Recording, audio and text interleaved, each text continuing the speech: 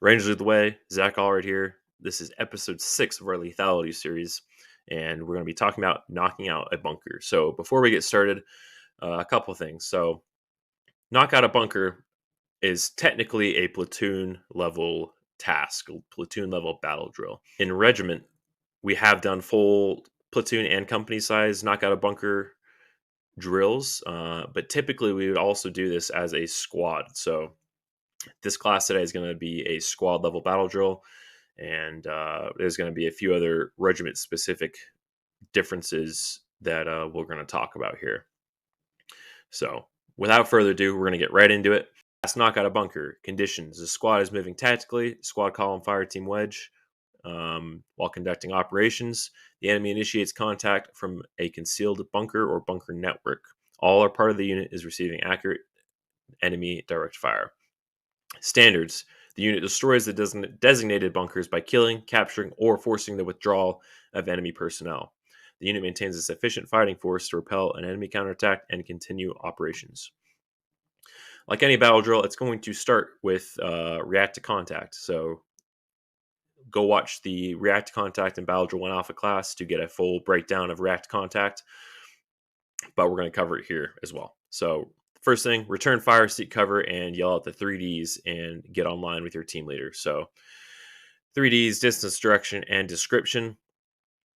You're going to gain fire superiority using fire commands and organic weapon systems. So that 320 gunner and the saw gunner are going to really come into play here. That 320 gunner needs to be on his shit, and he needs to be hammering that bunker with 40 mic.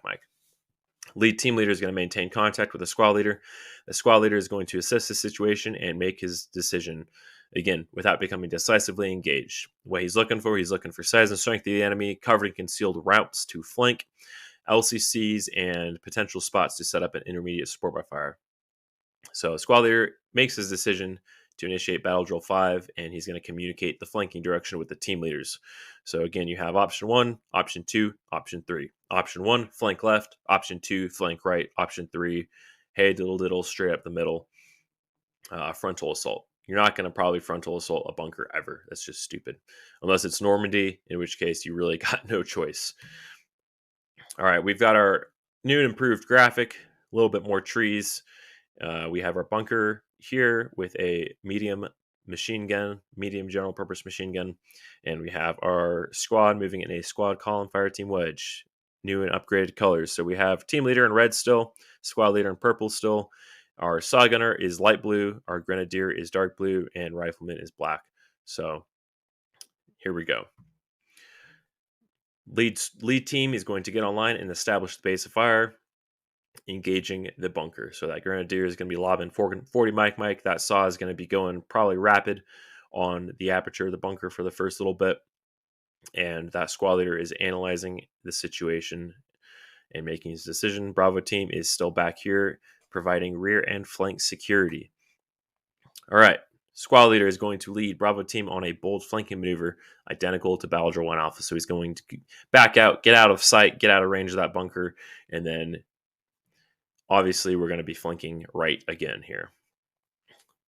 So they're going to maneuver to the LCC. And along the way to the LCC, that squad leader is going to take the Bravo team saw and rifleman, and they're going to establish an intermediate support by fire in a spot that, one, provides sufficient cover and concealment and allows them to engage the aperture of the bunker and allows the squad leader to see the final LCC. So, bam, we are doing our bold flank to the right. Probably would want to go, maybe a little bit further back. All right, intermediate support by fire. Wow, there's this great spot for it. We have a good cover and concealment behind this boulder here, and we're able to engage the aperture of the bunker, and we have a intersecting fields of fire here with our primary base of fire and now our intermediate base of fire. We have our Bravo team leader and his grenadier continuing the bold flanking maneuver, and they're going to get up perpendicular to that bunker to where that aperture cannot see or engage them. All right, so that Bravo team saw is going to begin to hammer the aperture of the bunker. I say rifleman in here. That's incorrect. I Recall now that the rifleman needs to be pulling rear security because the squad leader and the saw gunner be very engaged with making sure that bunker is suppressed, and there's potentially other dudes out there that are going to try and come screw with them. So that rifleman needs to be pulling rear security, and if the saw needs to do a drum change, he can take up that base of fire while that saw is getting back up, or the squad leader can provide cover fire. But that intermediate support fire needs to be firing pretty much continuously here.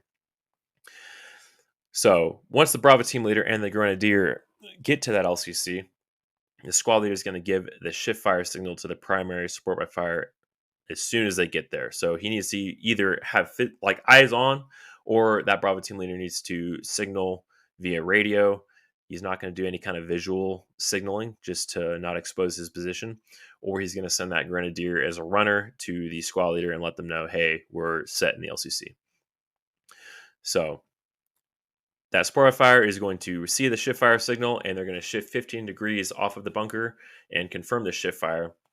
And they're either going to go into a watch and shoot, or they're going to continue to engage known likely and suspected areas, known likely and suspected places that the enemy could be.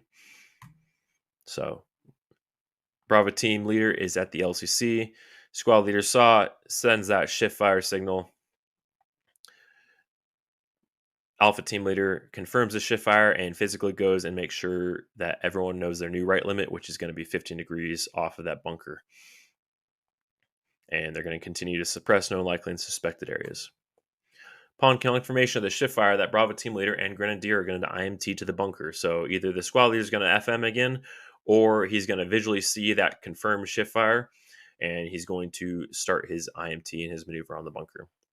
So now the squad leader has control of that Bravo team saw. The Bravo team saw is still shooting at the bunker and engaging the aperture. And you can do this two different ways. So the squad leader is going to use, 15 degrees, and he's going to measure the frontline trace of Bravo team leader, and he's going to walk that saw across the objective 15 degrees off of their frontline trace. Or he's going to wait until they're 15 degrees outside the bunker, and then he's going to shift that saw gunner 15 degrees off of the bunker and have him continue to shoot at known likely and suspected to provide, covering fire for Bravo team leader as he's maneuvering. As far as the IMT goes, IMT stands for individual movement technique. I don't think I've covered that in any of my videos, and I've used that acronym a few times, but oh well. So he's probably going to be low crawling or high crawling towards that bunker. This is the shittiest part of this battle drill, is that freaking crawl out to the bunker. Maybe situation dependent. You can do 3 to 5 second rushes to get there faster, but typically you're gonna be in the prone and crawling because it's a fortified enemy position, and you want to expose yourself the least amount as possible. So the squad leader is going to be watching the progress of Bravo team. Again, once they're 15 degrees away, or he's walking that saw 15 degrees, he's going to shift that saw eventually all the way off of that bunker once they actually get there. All right. We've started our IMT. We're maneuvering out in the open here, low crawling, high crawling, all the way to the bunker. We're still engaging here. All right. We've got to the bunker, and now we're shifted 15 degrees off.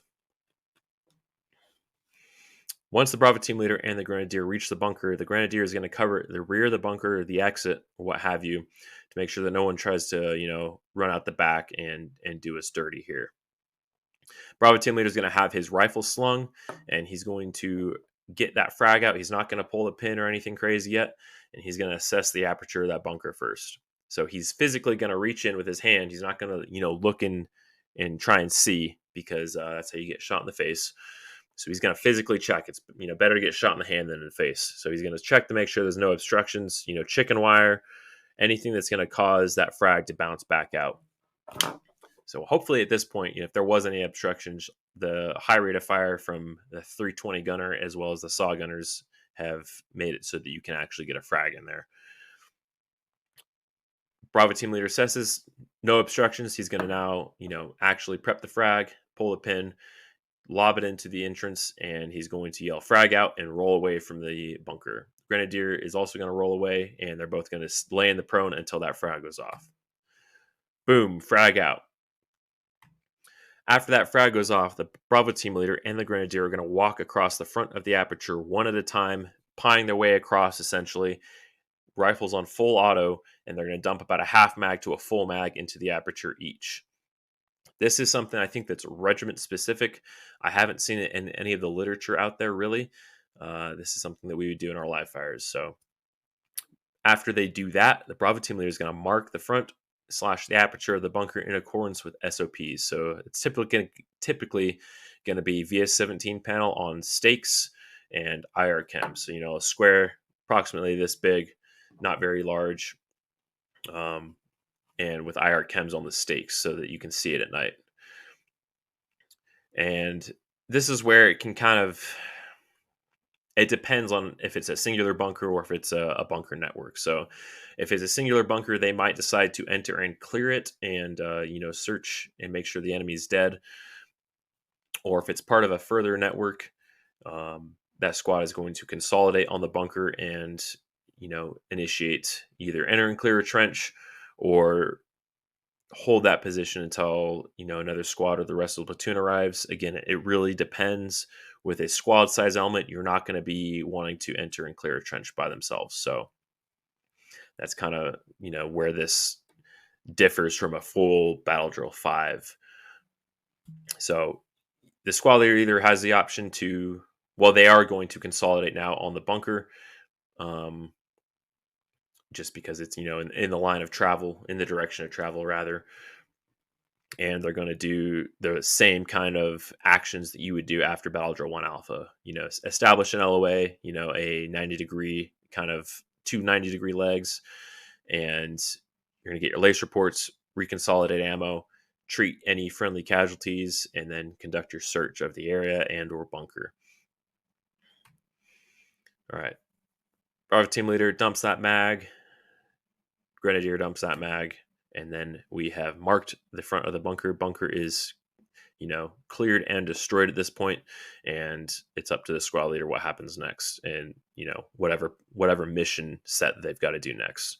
So, really, kind of a simple battle drill, very similar to Battle Drill 1 Alpha, with just a couple little intricacies here with that intermediate support by fire. But yeah, that's the gist of Battle Drill 5 Knockout a Bunker.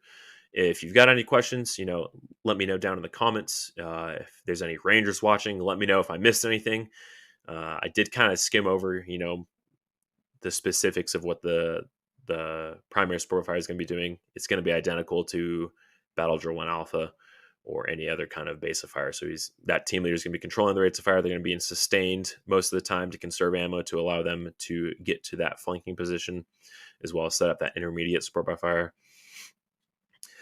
One thing of note that I didn't talk about in Battle Drill 1 Alpha or this one until now is the placement of the Alpha Team saw. So in the diagram here, we have Alpha Team saw on the left side of the primary support by fire. Realistically, you're going to want that saw on the same side as the direction of the flank. So we flanked right, and we would want that saw, honestly, on the furthest right position. The way that the angles work, that saw is going to be able to engage the objective longer if he's over here, just the way that 15 degrees works. So after the initial contact and establishing that base of fire, that team leader is going to want to move that saw on the side of whatever direction Bravo team and the squad leader decide to flank. So something of note there. I can elaborate more potentially in the actual how to run a support by fire class, but that's just an extra note there. But hope you enjoyed the class. Hopefully it was educational for you guys. Again, hit me with comments, criticisms, concerns, anything, and we'll see you next time.